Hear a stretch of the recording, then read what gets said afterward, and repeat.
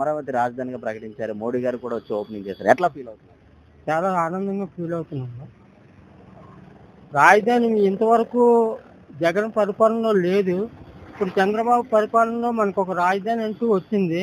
మనం ఏ పనులున్నా అక్కడ చేసుకోవచ్చు.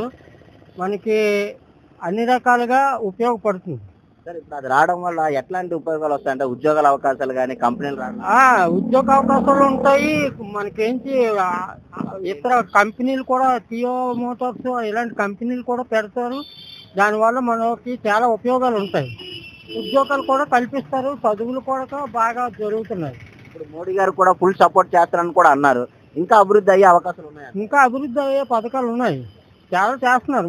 మోడీ గారు మనకి ఎక్కడ ఏ రాజధానిలోని ఏం లోటుపాట్లు ఉంటే వాటికి సహకారం చేసి డబ్బులు అందించి ప్రాజెక్టులన్నీ ఫినిష్ చేస్తున్నారు. సార్ ఇప్పుడు వైజాగ్ కూడా ఇంకా డెవలప్ అయ్యే అవకాశం. వైజాగ్ చాలా 3వ స్థానంలో ఉంది. ఇప్పుడు ఆల్రెడీ ఇంకా డెవలప్ అవుతుంది.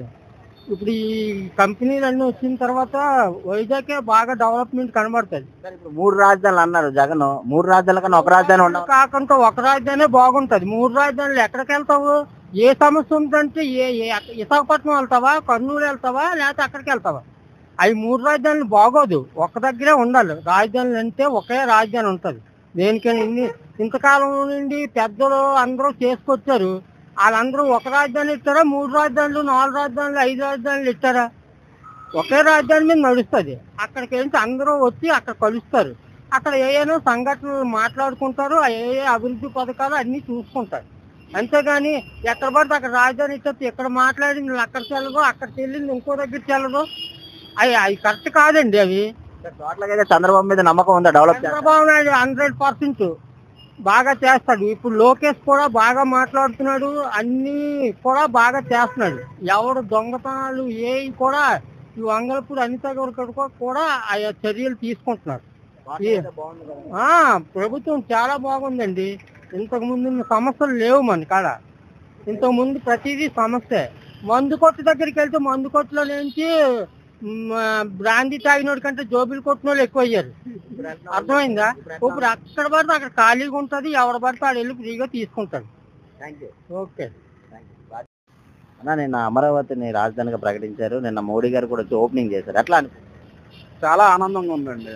ఎందుకంటే ఇన్ని సంవత్సరాలు మనం మన ఆంధ్రప్రదేశ్ విడిపోయి దాదాపు 12 సంవత్సరాలు అవుతుంది. 12 సంవత్సరాలు అవుతుందంటే అప్పుడులో చంద్రబాబు నాయుడు గారు మోడీ గారు వచ్చి ఒక శంకుస్థాపన అయితే చేశారు. ఆల్రెడీ అంటారు కానీ 30% కంప్లీట్ చేసుకొచ్చారు. కానీ ప్రభుత్వం మధ్యలో మారాక అది ఏడ్ చేస్తున్నారు. ఇప్పుడు మనకి చెప్పుకోవడానికి ఒక రాజధాని అనేది మన ఆంధ్రప్రదేశ్ లేదు. ఏం చెప్పాలన్నా మీరు ఎక్కడ ఏ ఏరియా నుండి వచ్చారంటే ఆంధ్రప్రదేశ్ అంటున్నారు తప్ప పలానా మీ రాజధాని ఏది, మీకు అక్కడ సౌకర్యం ఎలాగుంది, ఎవరి దగ్గరికి వెళ్ళాలనేది ఎవరు చెప్పలేకపోతున్నారు. ఇప్పుడు 3 రాజధానుల కన్నా ఒక రాజధాని ఉండడం బెస్ట్ అంటారా? చాలా బెస్ట్ అండి. అలాగనే ఒక రాజధాని నుంచి అన్ని ఏరియాలు డెవలప్మెంట్ అయినట్టు చూసుకోవాలి. అలాగని మన రాజధానిని డెవలప్మెంట్ చేసుకుని ఇవన్నీ వెనకబడి లోపెడతామని అంటే అది చాలా పొరపాటు. ఏంటంటే మనకు అన్నిటి ఇప్పుడు ఇంటర్నేషనల్ ఇప్పుడు చదువుకున్న వాళ్ళు ఉన్నారు, ఐటీ చేసిన వాళ్ళు ఉన్నారు, డిగ్రీ చేసిన వాళ్ళు ఉన్నారు, ఇంజనీర్లు ఉన్నారు. వాళ్ళ పలానా ఏరియాకి వెళ్ళాలంటే మన రాష్ట్రం దాటి వెళ్ళడం వస్తుంది. ఎక్కడికి వెళ్ళినా అదేదో మన రాష్ట్రం పలానా రాజధాని పలానా దగ్గర అమరావతిలో ఉందేనని అక్కడికి వెళ్ళిపోతే ఇప్పుడు 3 రాజధానులు అంటే ఎలాగుంటాయంటే ఇక్కడ ఒక సౌకర్యం దొరుకుతుంది. ఇంకో దగ్గరికి వెళ్ళాలంటే అక్కడి నుండి వెళ్ళాలంటే చాలా ఇబ్బంది పడాలా. సార్ ఇప్పుడు రాజధాని ఉండడం వల్ల ఎట్లాంటి ఉపయోగాలు ఉంటాయంటారు? కంపెనీలు రావడంలో కానీ ఉద్యోగాల అవకాశాలు అన్నీ వస్తాయంటారు? కంపల్సరీ అండి. ఎందుకంటే ఇప్పుడు పలానా ఏరియాలోని రాజధాని ఉంది అంటేనే కదా ఆ ఏరియాకి ఒక పెట్టుబడి వచ్చిన అవకాశాలు ఉంటాయండి. ఎవరైనా గుర్తొస్తారు, మా పలానా ఏరియాలోనూ మనం పెట్టుబడి పెట్టాలంటే పలానా ఏరియా రాజధాని పరిశ్రమలు నడితే ప్రతి ఒక్కరు కూడా నిరుద్యోగులు అందరూ కూడా హాజరవుతే మనం ఎలా నడపాలనేది వాళ్ళ విధంగా ఒక నమ్మకం అయితే ఉందంటారు చంద్రబాబు మీద. డెవలప్ చేస్తారు కంపల్సరీ అండి. అది ఇప్పుడు ఒకటండి, వీళ్ళు ఏంటంటే రాజకీయ నాయకులు అన్నోళ్ళు ఎలా తయారవుతున్నారంటే వాళ్ళాడు ఆ ప్రాజెక్ట్ చేస్తున్నాడు, నేను ఆ ప్రాజెక్ట్ నేనెందుకు చెయ్యాలి, అది దాన్ని విడదీద్దామని కొంతమంది ఉంటున్నారు. అది ఏంటంటే ఒక దాని మీద మనం పెట్టుబడి పెడుతున్నాం అంటే దానికి ఎంత అవుతుందని చూసుకోను, నువ్వు ఇంకో దాని పక్కన ఇంకోటి ఏర్పాటు చేయి. అంతేగాని నిన్నే తక్కువ కాదు, నువ్వు నేను ఎక్కువని కాదు. అయితే బాగుంది కదా సార్. ఇప్పుడు ప్రజెంట్ అయితే చాలా బాగా నిలబెట్టుకొస్తున్నారు. మధ్యలోనే కొద్దిగా దెబ్బ అయింది, తర్వాత చాలా చాలా ఆనందంగా ఉందండి. ఇది ఒక మంచి పరిణామంగా భావిస్తున్నాము. రాష్ట్రానికి ఒక రాజధాని ఉంటే కనుకనే ఎప్పుడైనా సరే మనీ అనేది జనరేట్ అవుద్ది, ఇన్కమ్ జనరేట్ అయ్యిద్ది. ఎందుకంటే ఇక్కడ హైకోర్టు, సచివాలయాలు, సెక్రటేరియట్లు అన్నీ ఉంటాయి కాబట్టి కంపెనీస్ కూడా ఒక నమ్మకంతో వస్తాయి. మనకు రాజధాని ఉంది కదా, ఇక్కడ మనకు ఫెసిలిటీస్ అన్నీ మనకి మీకు తెలుసు. చంద్రబాబు నాయుడు గారు చాలా అనుభవమైన సీఎం గారు. హైదరాబాద్లో హైటెక్ సిటీని ఎలా డెవలప్ చేశారో మనకు తెలుసు. ఏమో కొంచెం మంది చెప్తుంటారు వేరే వాళ్ళు ఎవరు స్టార్ట్ చేశారు విధంగా, కానీ స్టార్ట్ చేయడం వేరు, కానీ దాన్ని పూర్తి చేయడం అనేది ఎవరైతే రెస్పాన్సిబుల్గా తీసుకుంటారో వాళ్ళ చేతిలోనే, వాళ్ళ మూలనే ఎప్పుడైనా సరే రాజధాని డెవలప్ అయ్యేది. సో చంద్రబాబు నాయుడు గారికి ఆల్రెడీ హైటెక్ సిటీ కట్టిన అనుభవం ఉంది కాబట్టి ఇక్కడ ఇంకా మంచి రాజధాని కడతారని చెప్పి ఆశిస్తున్నాము. కడతారు కూడా. ఉపాధి ఆటోమేటిక్గా వస్తుందండి. ఎందుకంటే ఒక కంపెనీ వస్తే కనుక అందులో ప్యూన్, క్లర్క్, ఈ సాఫ్ట్వేర్ ఇంజనీర్, లేకపోతే ఎలక్ట్రీషియన్, రకరకాల డిపార్ట్మెంట్స్ ఉంటాయి. ఒక చిన్న కంపెనీ అయినా సరే మినిమం ఒక 200 మంది ఎంప్లాయీస్కి అయినా ఒక చిన్న కంపెనీలో వస్తుంది జాబ్ అనేది. అలాంటప్పుడు ఇంత పెద్ద 33,000 ఎకరాల రాజధానిలో ఎన్ని కంపెనీలు పెట్టవచ్చు, ఎంతమందికి ఉపాధి కల్పిస్తారని మీరే ఆలోచించండి. అంటే ఇప్పుడు వాళ్ళు కొంతమంది అంటున్నారు రాజధాని కావాలని ఏదో వాళ్ళ రోజులకి కట్టిపెట్టడానికి, ఎవరు భూములు తాకట్టు పెట్టడానికి రాజధాని తప్ప ఎటువంటి నిర్మాణం జరగట్లేదు అది అని మాట్లాడుతున్నారు. దాని మీద మీరేమంటారు? మనం ఇప్పుడు కూడా మన రాష్ట్ర బాగు కోసం చూడాలి, కానీ ఇలా వేరే వాళ్ళు అన్నెసరికి కామెంట్స్ చేసి మన రాష్ట్ర పరువునని తీయకూడదండి. ఎందుకంటే ఎప్పుడైనా సరే ఇప్పుడు ఈ మధ్య సోషల్ మీడియా వలన న్యూస్ అనేది బాగా స్ప్రెడ్ అవుతుంది. ఎవరైనా సరే నెగిటివ్గా స్ప్రెడ్ చేశారనుకోండి, వేరే వాళ్ళు ఇక్కడ రావడానికి అనేది భయపడతారు. అలా కాకుండా మనం మంచి మాటలు చెప్పామనుకోండి, ఇక్కడ ఇలా జరుగుతుంటా అని చెప్పేసి మంచిగా వస్తారు. ఎప్పుడు కూడా బురజల్లే కార్యక్రమాలు చేయకూడదు. ఎవరైనా సరే అపోజిషన్ పార్టీ అయినా వేరే వాళ్ళు ఎవరైనా సరే మా పార్టీ గొప్ప అని చెప్పి అనుకోకుండా మన రాష్ట్ర బాగు కోసం ఆలోచించాలి. అది ఒక చదువుకున్న గ్రాడ్యుయేట్గా చెప్తున్నాను. ఎందుకంటే నేను కూడా ఉద్యోగాల కోసం ఎక్కడెక్కడికి వెళ్ళి ఈరోజు సెలవు పెట్టుకుని మరీ ఇక్కడికి వచ్చాను. ఎందుకంటే ఇక్కడ రాజధాని కడుతున్నారు కాబట్టి మన రాష్ట్రం అభివృద్ధి చెందింది కాబట్టి. చేపట్టడంపై మీకు ఎలా అనిపిస్తుంది? ఉంది, మంచి శుభ ఇది అని అనుకుంటున్నాం మేము.